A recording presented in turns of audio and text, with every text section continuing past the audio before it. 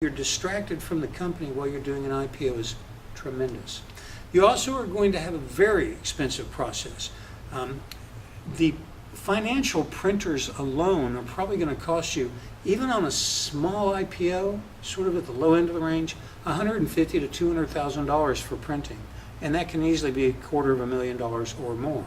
Your audit fees are probably going to be $100,000 to $200,000, and your legal fees are going to be $100,000 to $200,000, probably closer to $200,000. You're probably going to spend somewhere in the neighborhood of $500,000 to do your IPO. And here's the kicker. While they will wait for their payment until the IPO is finished and you get all that cash in, if the IPO is unsuccessful, they're still going to expect to get paid.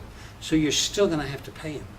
The attorneys, the accountants, the printers, they're not willing to just gamble on your IPO. So not only do you have to have a senior management team in place, not only is it a highly expensive and complex process, but if you don't successfully complete your IPO, you've got a tremendous additional cash flow burden on your company that you have to be able to pay. So these are things that prevent a lot of companies from going through an IPO.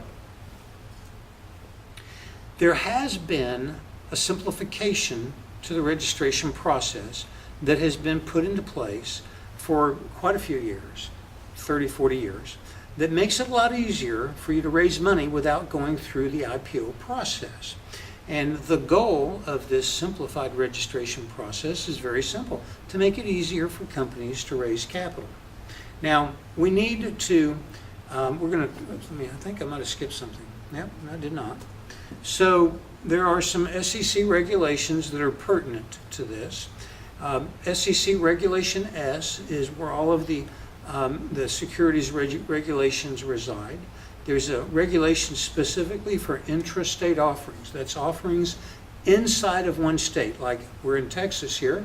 So if I wanted to sell securities, but my business is entirely in the state of Texas, my corporate office is in the state of Texas, and all of the people that buy my stock are in the state of Texas.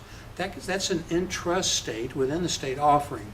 And there's a special exemption, rule number 147, to cover that. Then there's Section 4, which deals specifically with private placements. Regulation D, which is your small company offering regulation, or called SCORE. And then there are some specific rules within Regulation D, number 504, 505, and 506, which all have different nuances to how they work. So